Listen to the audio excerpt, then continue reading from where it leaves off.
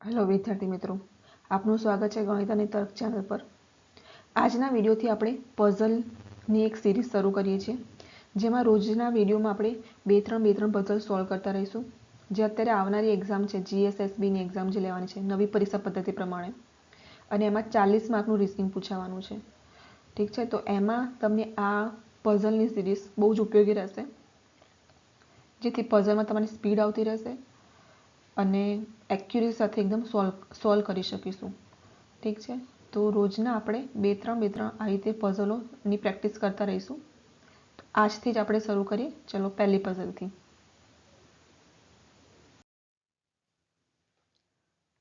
જુઓ, હવે આ પઝલ જે આપી છે શાંતિથી વાંચવાની છે। જે પ્રમાણે એક લાઈન પ્રમાણે લાઈનમાં શું કહ્યું છે એ લાઈનથી લાઈન જ જવાનું છે, બરાબર। સૌથી પહેલાં વાંચીએ આપણે તો શું કહ્યું છે, ચોક્કસ સંખ્યામાં લોકો ઉત્તર મુખ તરફ કરીને બેઠા છે। ચોક્કસ સંખ્યામાં કીધા છે, સંખ્યા કેટલી છે આપણને કહી નથી કે 8 લોકો છે, 9 લોકો છે, કશું નથી કહ્યું। એ ચોક્કસ સંખ્યા છે કોઈક।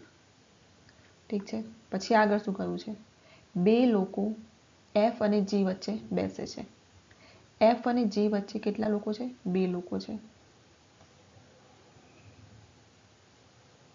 આપણે એમ કર્યું 1 2 એફ અને જી। હવે જી અને એફની પોઝિશન આપણને કીધી નથી કે જીની જમણી બાજુ એફ છે કે એફની ડાબી બાજુ જી છે, કશું કહ્યું નથી, બરાબર। એટલે આપણે બે પોસિબિલિટી બને, એફ અને જી આવી રીતે પણ ગોઠવી શકીએ, કાં તો આ રીતે પણ ગોઠવી શકીએ, જી અહીંયા હોય ડાબી બાજુ અને બે વ્યક્તિઓ વચ્ચે અને અહીંયા એફ, બરાબર। એક આ રીતે એફ અને જી ગોઠવી શકીએ, એક આ રીતે એફ અને જી ગોઠવી શકીએ। બે પોસિબિલિટી બની, જેટલી પોસિબિલિટી બનતી જાય એટલી આપણે કરતી જવાની છે। હવે આગળ જોઈએ, ટી જે છે એ જીની ડાબી બાજુએ છે અને બીજા સ્થાને, એટલે જીથી જો ધારો કે આ જી અહીંયા બેઠો હોય તો આપણે અહીંયા બેઠા છીએ એવું આપણે પોઝિશન માનીએ, આપણે અહીંયા બેઠા છીએ ઉત્તરમુખ કરીને, તો જમણી બાજુ આપણી કઈ થશે? આ બાજુ થશે, અને ડાબી બાજુ કઈ થશે? આ બાજુ થશે। સમજાઈ ગયું? હવે ટીની જે આપણને આપી છે જગ્યા, એ શું કહ્યું છે, ટી જે છે જીની ડાબી બાજુ છે, પણ કયા? બીજા સ્થાને, એટલે કે 1 અને અહીંયા 2, આ બીજા સ્થાને ડાબી બાજુ કહ્યું છે। ડાબી બાજુ થઈ ગયું 1 અને 2, અહીંયા ટી છે।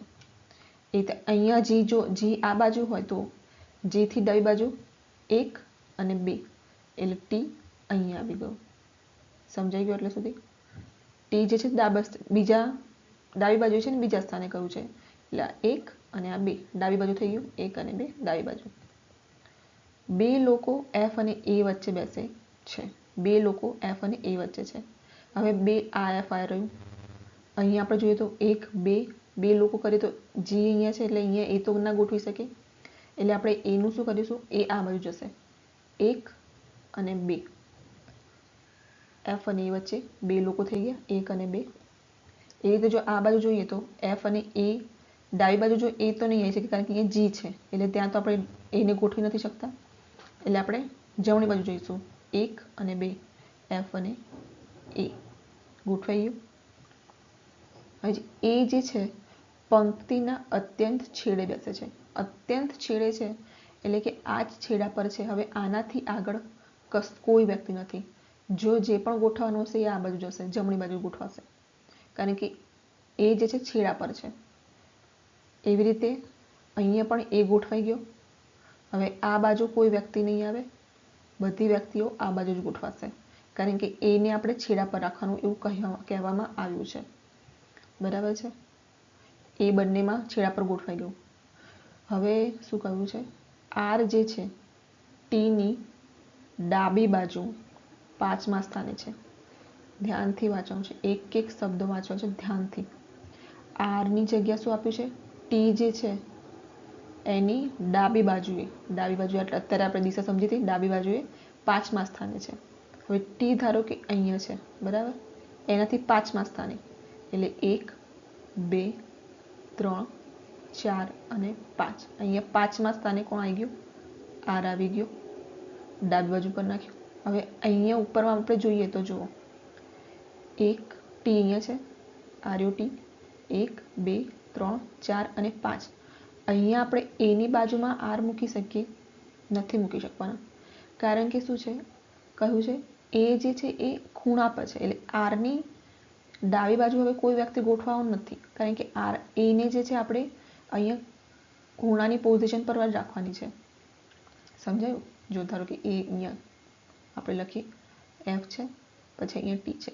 હવે ટીની ડાબી બાજુ 5મા સ્થાને કીધું છે, 1 2 3 4 અને 5. ધારો કે હું અહીંયા આર મૂકી દઉં, બરાબર, તો અહીંયા એક આપણને કન્ડિશન આપી હતી કે એ જે છે પંક્તિના અત્યંત છેડે બેસે છે, તો એ ખોટી પડી જશે, કારણ કે એ જે છે છેડા પર નહીં આવે, આર છેડા પર થઈ ગયું, એટલે આ ખોટું થઈ જશે. એટલે આ જે આપણે પોસિબિલિટી પહેલાં બનાવી હતી ઉપરવાળી, એ હવે કેન્સલ થઈ ગઈ. તો હવે આને આપણે કાઢી નાખીશું, બરાબર. એટલે આ મુજબ કોઈ ગોઠવાશે નહીં વ્યક્તિઓ હવે, એટલે આ કેન્સલ થઈ ગઈ. આવી રીતે જ્યારે સોલ્વ કરતા રહીશું ને ત્યારે એક એક પોસિબિલિટી પ્રમાણે, કન્ડિશન પ્રમાણે પોસિબિલિટી કેન્સલ થતી રહેશે ધીરે ધીરે, બરાબર. એટલે એમાં ગભરાવાનું, જેટલી પોસિબિલિટી બનતી જાય એટલી બનાવતી જવાનું ને એમાં ગોઠવાતા જવાના લોકોને.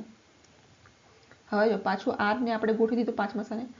આર જે છે અત્યંત છેડા પર બેસે છે, આર જે છે છેડા પર છે. હવે આર છેડા પર આવી ગયું, આરની ડાબી બાજુ કોઈ નહીં જાય, એની જમણી બાજુ કોઈ નહીં જાય. હવે જે ગોઠવાશે એ લોકો આટલામાં જ ગોઠવાશે.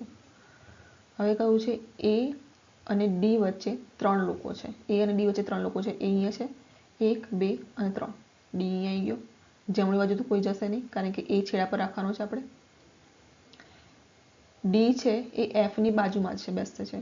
ડી અને એફ આજુબાજુ બેસે છે, એટલે એફની બાજુમાં ડી છે જ, એટલે એ પણ આપણું સાચું થઈ ગયું. એટલે આ પ્રમાણે આપણું ગોઠવાઈ ગયા લોકો, અને આ આપણું પઝલ અહીંયા સોલ્વ થઈ ગઈ. આ આપણો જવાબ બની ગયો પઝલનો. હવે આના પરથી જ્યારે સવાલો પૂછ્યા હશે એ આપણે સવાલોના જવાબ લખી નાખીએ, જોઈએ કયા પ્રમાણે છે. કેટલા લોકો પંક્તિમાં બેઠા છે એ જોવાનું છે. તો કેટલા લોકો બેઠા છે જો ગણો, 1 2 3 4 5 6 7 8 9 10 11 12 13 અને 14. 14 લોકો પંક્તિમાં છે. આપણો જવાબ આવી ગયો 14. ડીની ડાબી બાજુથી બીજું કોણ છે? ડીની ડાબી બાજુ, આ જમણી બાજુ છે, આ ડાબી બાજુ થશે. ડાબી બાજુથી બીજું કીધું છે, એટલે ડી અહીંયા છે, અહીંથી ગણવાનું, આ 1 અને આ 2. બીજું કોણ છે ડાબી બાજુથી બીજું? જી. આ ઓપ્શન ખોટા લખાઈ ગયા છે, અહીંયા આવશે જવાબ જી. ડીની ડાબી બાજુથી બીજું કોણ છે? જો 1 અને 2, જી આવી ગયું. હવે કયું છે એફ અને આર વચ્ચે કેટલા લોકો બેસે છે? એફ અને આર વચ્ચે કેટલા લોકો છે? તો આ ગણો 1 2 3 4 5 6 7 8 અને 9. 9 લોકો બેઠા છે એફ અને આર વચ્ચે. સમજાયું? એટલે જ આ પઝલની સિરીઝ હવે શરૂ કરવામાં આવી છે. ધીરે ધીરે રોજે આપણે પઝલો સોલ્વ કરતા રહીશું, એટલે સ્પીડ આવશે અને આમાં આપણી એક્યુરેસી પણ આવતી જશે. ઓકે, તો ચલો સમજાઈ ગયો હશે આટલો પઝલ એમ માનું છું. અને હવે આગળનો પઝલ જોઈએ આપણે.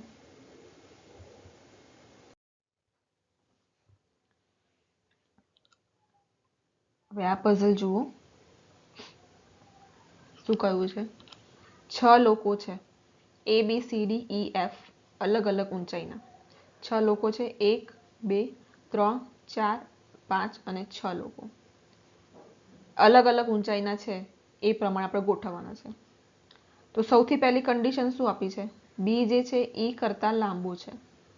બી ઈ કરતાં લાંબો છે, એટલે આપણે મૂકી દીધું બી ગ્રેટર દેન ઈ, બરાબર. ઈ કરતાં લાંબો છે, પણ એફ કરતાં ટૂંકો છે.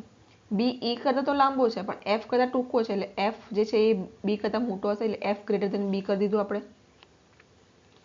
બીજી કન્ડિશન શું કહે છે? એ જે છે ઈ કરતાં લાંબો છે. એ ઈ કરતાં લાંબો છે, પણ એફ કરતાં ટૂંકો છે. એફ ગ્રેટર દેન એ, ગોઠવાઈ ગયું. એફ એ કરતાં મોટો છે, પણ એ જે છે ઈ કરતાં મોટો છે. આટલામાં જોશો તો તમને કોમન શું દેખાય છે? એફ કોમન થઈ ગયું, ઈ કોમન થઈ ગયું. એટલે શું થયું અહીંયા? એફ જે છે એ ગ્રેટર ધેન છે એ અને બી બંનેથી, અને આ એ અને બી જે છે એ બંને જે છે ઈ થી મોટો જ છે, બરાબર. આટલું એક ક્લિયર પિક્ચર થઈ ગયું. અહીંયા એક એટલું એ છે કે આપણને એ અને બી વચ્ચેનો સંબંધ નથી ખબર કે એ અને બીમાં કોણ મોટું છે કોણ નાનું છે એ નથી ખબર, પણ આ બે જે કન્ડિશન આપી તેની પરથી આપણું આટલું નક્કી થઈ ગયું કે એફ મોટા છે એ અને બી કરતા, અને એ અને બી બંને જે છે એ કરતા મોટા છે, બરાબર. આટલું ગોઠવાઈ ગયું છે. હવે આગળ જોઈએ તો શું કહ્યું છે, ડી જે છે એફ કરતા લાંબો છે.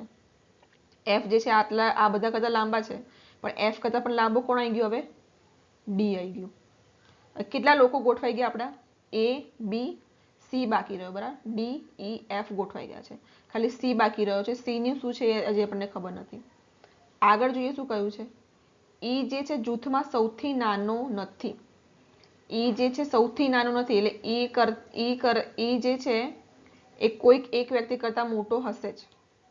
ઈ સૌથી નાનો નથી. જો આપણે સી અહીંયા આગળ મૂકી દઈએ કે સી જે છે ડી કરતા મોટો છે, તો ઈ જે છે સૌથી નાનો ગણાઈ જશે, કારણ કે ગોઠવવાનો આપણે એક જ વ્યક્તિ બાકી રહ્યો છે. સી ને ડી કરતા મોટો કરી નાખીશું, કાં તો સી ને અહીંયા પણ ક્યાંય ગોઠવી નાખીશું, તો ઈ સૌથી નાના વ્યક્તિમાં જતું રહેશે, એટલે સી ત્યાં નહીં ગોઠવાય. એટલે આ એક વાક્ય મૂકીને એ લોકોએ શું કહ્યું છે કે ઈ કરતા નાનો સી છે. ઇનડાયરેક્ટલી આપણને એવું કહેવા માંગે છે, કારણ કે ઈ જે છે સૌથી નાનો નથી. અહીંયા આપણે આટલા 5 વ્યક્તિ ગોઠવી નાખ્યા, બાકી રહ્યો તો ખાલી સી જ, એક જ વ્યક્તિ છઠ્ઠો. હવે ઈ સૌથી નાનો નથી, તો 5 વ્યક્તિ પછી એક જ વ્યક્તિ જે બાકી રહ્યો એ સૌથી નાનો હશે ઈ કરતા, એટલે આપણું આ ગોઠવાઈ ગયું. તો અહીંયા મૂકી દઈએ આપણે, જો ડી જે છે એફ કરતા મોટો છે. એફ જે છે અહીંયા હવે એ અથવા બી આવશે. આ બેમાં આપણને ખબર નથી, એ બીમાં જે કન્ફ્યુઝન છે, એ બીનું કશું ક્લિયર નથી થયું, તો એને એમને જ રાખીશું. પછી ઈ અને પછી સી. ઈ સૌથી નાનો નથી, તો એ નાનો નથી આવ્યો. સી સૌથી નાનો આવી ગયો છે, બરાબર. એ પણ આપણી કન્ડિશન ગોઠવાઈ ગઈ. આગળ શું કહ્યું છે અહીંયા કે બીજા સૌથી ઊંચા, બીજા નંબરનું આ સૌથી ઊંચો થયું, આ પહેલા નંબરનો ઊંચો, આ બીજા નંબરનો ઊંચો, અને ત્રીજા સૌથી નાના, આ સૌથી નાનો 1, 2 અને 3. હવે આ એ બે માંથી કોઈ એક હશે. સૌથી નાના આ વ્યક્તિની ઊંચાઈ આપણને આપી છે, અનુક્રમે બીજા સૌથી મોટા જે છે એની આપી છે 183 અને આની આપી છે 164. આટલું આપણને આપી દીધું છે. હવે આપણે સવાલો સોલ્વ કરીએ. પહેલું સવાલ જોઈએ તો કેટલા લોકો એફ કરતા નાના છે. એફ કરતા નાના લોકો કેટલા છે? 1, 2, 3 અને 4. જવાબ આવી ગયો 4.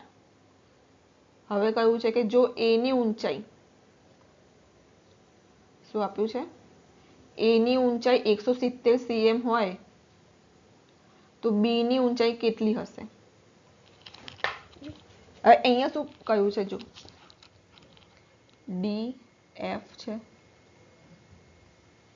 ઈ અને સી. જે ત્રીજો વ્યક્તિ જે છે 164 આપી દીધું છે. અહીંયા આપણને શું કહ્યું, એ ની ઊંચાઈ આપી દીધી છે 170. આમાં એ અથવા બી હશે, આમાં એ અથવા બી હશે. હવે 170 cm અહીંયા જો આપણે એને મૂકીએ તો એ ની ઊંચાઈ કેટલી થઈ જાય, 164 cm થઈ જાય. પણ એવું નથી, તો એ ની ઊંચાઈ કેટલી આપી છે, 170 આપી છે. તો એ આપણે અહીંયા જ ગોઠવવો પડે, કારણ કે અહીંયા જે વ્યક્તિ હશે એની તો ઊંચાઈ 164 સેન્ટીમીટર છે, એટલે એ અહીંયા ના આવે. એ આપણે અહીંયા મૂકીએ અને એની ઊંચાઈ મૂકી દઈએ 170 cm, બરાબર. તો બી ની ઊંચાઈ કેટલી છે આપણને પૂછી છે, તો એ જો અહીંયા ગોઠવાઈ જાય તો બી અહીંયા બાકી રહ્યો, એટલે બી અહીંયા જ ગોઠવાશે. એટલે બી ની ઊંચાઈ કેટલી થઈ જશે, 164 થઈ જશે. અને આ 164 તો આપણને સવાલમાં જ આપેલું છે, પ્રશ્નમાં જ આપ્યું છે કે 164 જે ત્રીજો વ્યક્તિ છે એની 164 cm છે, એટલે આપણો જવાબ આવી ગયો 164 cm. આટલું થઈ ગયું. હવે જો આગળનો સવાલ, એફ અને ડી ની ઊંચાઈ વચ્ચેનો તફાવત 7 cm 7 છે, બરાબર. એફ અને ડી ની ઊંચાઈ વચ્ચે, હવે જોઈએ એફ નું ઊંચાઈ કેટલી છે, 183 છે, અને બંને વચ્ચેનો તફાવત કેટલો આપ્યો છે, 7 નો આપ્યો છે. ડી જે છે એફ કરતા મોટા છે, તફાવત 7 નો છે, એટલે ડી નું વત્તા થશે અહીંયા 7 નો, કારણ કે એવું મોટા છે. નાના બાદબાકી નહીં કરીએ, બાદબાકી કરીશું તો ડી નાના થઈ જશે, પણ અહીંયા શું હતું, ડી ગ્રેટર દેન હતું, એટલે વત્તા કરીશું 183 વત્તા 7 એટલે કેટલા આવશે, 190 આવી ગયા ડી ની ઊંચાઈ. સમજાયું એટલું? કારણ કે ડી જે છે એ f કરતાં મોટા છે અને f ની ઊંચાઈ તો આપણને 183 આપેલી જ છે, તો f માં આપણે 7 વત્તા કરીશું કારણ કે ડી જે છે એનાથી મોટા છે f કરતાં. જો અહીંયા ડી હોત, અહીંયા a અને b ની જગ્યાએ, તો આપણે એને બાદબાકી કરી હોત, પણ અહીંયા મોટા આપ્યું છે એટલે આપણે વત્તા કર્યું.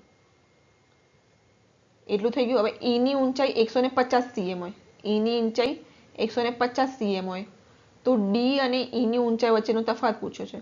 d ની ઊંચાઈ આપણને ખબર પડી ગઈ 190 છે, અહીંયા આપણને e ની ઊંચાઈ ખબર પડી ગઈ 150 છે, તો બંને વચ્ચેનો તફાવત બી આવી ગયો. 190 માંથી 150 જાય તો કેટલા આવી ગયા? 40. આ આપણો જવાબ આવી ગયો. આટલી જ પઝલ હતી. ઓકે.